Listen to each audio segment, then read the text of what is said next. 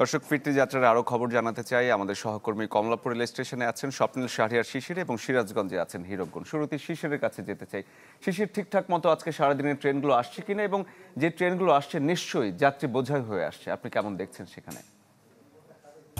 বাংলাদেশের শক্তিশালী thermic steel bar famous steel limited. Sharif, আপনি ঠিকই বলেছেন। যেহেতু আজকে সরকারি ছুটি শেষ হচ্ছে, আগামীকাল থেকে অফিস আদালত ফের পূর্ণোদ্যমে চালু হবে। সে কারণে আসলে কিন্তু যারা গ্রামে ঈদ করতে গিয়েছিলেন প্রিয়জনের সাথে, তারা কিন্তু ঢাকায় ফিরে আসছেন এবং যাত্রীদের কিন্তু বেশ চাপ আমরা সকাল থেকে দেখতে পেয়েছি। কমলাপুর রেলওয়ে স্টেশন যে কর্তৃপক্ষ রয়েছে, তারা আমাদেরকে জানিয়েছেন যে সকাল 12টা নাগাদ মোট 19টি ট্রেন বিভিন্ন গন্তব্য থেকে রাজধানীতে এসে পৌঁছেছে এবং 21টি ট্রেন কমলাপুর রেল স্টেশন থেকে বিভিন্ন গন্তব্যের উদ্দেশ্যে ছেড়ে গেছে। তারা আমাদেরকে যেটি জানিয়েছেন যে বড় বড় স্টেশনগুলো থেকে যেরকম যাত্রী উঠছেন, ছোট ছোট স্টেশন থেকেও যাত্রী উঠছেন। সে কারণে এইভাবে পথে অনেকটা সময় বিরতি দেওয়ার কারণে কিন্তু কয়েকটি ট্রেন দেখা গেছে যে কিছুটা বিলম্বে কমলাপুর রেলওয়ে স্টেশন পৌঁছে গেছে এবং একইভাবে যখন তারা এই স্টেশন প্ল্যাটফর্ম ছেড়ে গেছে, সেক্ষেত্রে তাদের কিছুটা বিলম্ব হয়েছে। এক্ষেত্রে তারা 3টি ট্রেনের কথা বলেছেন।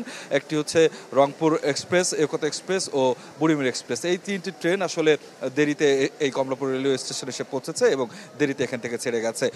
রেল কর্তৃপক্ষ আরও জানিয়েছে আজকে কমিউটার এবং মেল ট্রেন সহ মোট 71 জোড়া ট্রেন সেটি কিন্তু কমলাপুর রেল স্টেশনে আসবে এবং এখান থেকে বিভিন্ন গন্তব্যের উদ্দেশ্যে কিন্তু ছেড়ে যাবে, সেরকমটি আমাদেরকে জানিয়েছেন।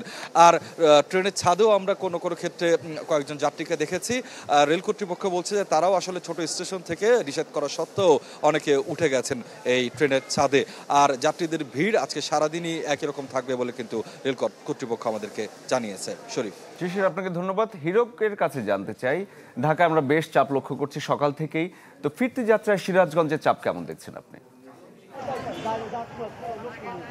আসলে ঈদ শেষে যারা কর্মস্থলে ফিরছে, যে কারণে কিন্তু আজকে আমরা যেটি দেখেছি যে যমুনা সেতুর পশ্চিম সংযোগ মহাসড়ক কিন্তু যানবাহনের বাড়তি চাপ রয়েছে। ঠিক ভোর থেকেই কিন্তু আমরা এই মহাসড়কে রয়েছি।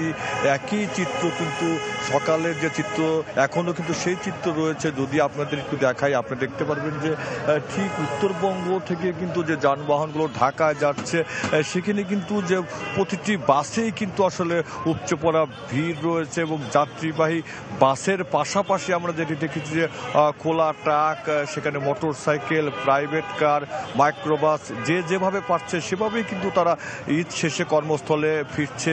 এবং আমরা যদি একটু দেখাই, দেখতে পারবেন যে পুরো কড্ডার মোড় এলাকায় কিন্তু যাত্রীদের উপচে পড়া ভিড়। এই যে ব্যবসা গরম এবং রোদে কিন্তু যাত্রীরা এই মহাসড়কের উপরে দাঁড়িয়ে কিন্তু তারা পরিবহনের জন্য অপেক্ষা করছেন এবং এই কড্ডার মোড়ে কিন্তু হাজার হাজার যাত্রী তারা কিন্তু ঢাকা যাওয়ার জন্য পরিবহনে অপেক্ষা করছেন।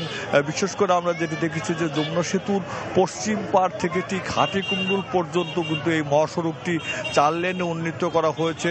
তারপরেও কিন্তু যাত্রীবাহী যে বাসের কিন্তু চাপ রয়েছে, যে কারণে কিন্তু আজকে আমরা দেখেছি যে পুরো এই মহাসড়কেই কিন্তু যানবাহনগুলো সেখানে ধীরগতিতে চলছে এবং পুরো যদি আপনারা দেখতে পাচ্ছেন যে প্রতিটি বাসেই কিন্তু আসলে যাত্রী ভরা যাচ্ছে এবং সবাই কিন্তু আসলে এই ব্যবসা গরম এবং রোদে আমরা যেটি দেখেছি যে যারা কর্মস্থলে ফিরছে তাদের কিন্তু কিছুটা আসলে কষ্ট হচ্ছে। তবে আরও বেলা যতই বাড়ছে ততই কিন্তু যানবাহনের চাপও বাড়ছে এবং যাত্রীদের ভিড়ও কিন্তু বাড়ছে। শরীফ, হীরক, আপনাকে অসংখ্য ধন্যবাদ।